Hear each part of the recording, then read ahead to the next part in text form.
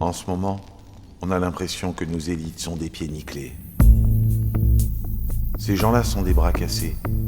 Ces gens-là sont des bons à rien, des crétins, des benets, des idiots. On se dit, c'est fou quand même. On se pince. On tente de se convaincre que ces gens-là ont un plan, qu'ils ne peuvent pas être si nuls, si inconscients, incompétents, impréparés, incapables. On se dit, heureusement que la montée des eaux n'est pas pour tout de suite, qu'il n'y a pas d'épidémie de choléra, qu'il n'y a pas d'accident nucléaire ou de tremblement de terre. Ces gens-là, éternels gestionnaires, uniquement gestionnaires, seulement gestionnaires, ces gens-là ne savent que gérer, ils ne savent que gestionner, ajuster leur voile au gré du vent, au gré des secousses, au gré des injonctions libérales. Ces gens-là ne savent pas inventer, ne savent pas créer, imaginer, innover, transformer, proposer, prévoir, anticiper. Ces gens-là sont comme perdus aujourd'hui. Ils sont acculés à prendre des décisions.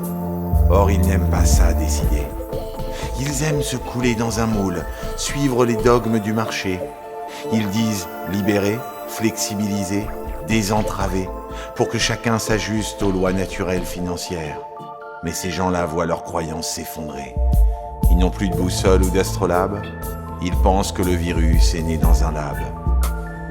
Ces gens-là sont des responsables, qui ne veulent pas prendre de responsabilité.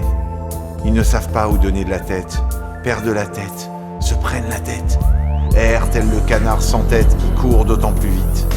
Ces gens-là sont face à leurs contradictions, tout d'un coup discrédités, déconsidérés.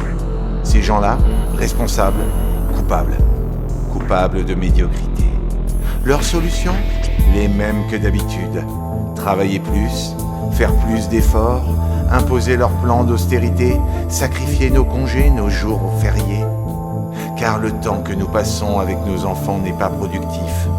Nos temps de lecture et de création ne sont pas productifs. Nos temps passés à rêver, à penser, à s'évader ne sont pas productifs.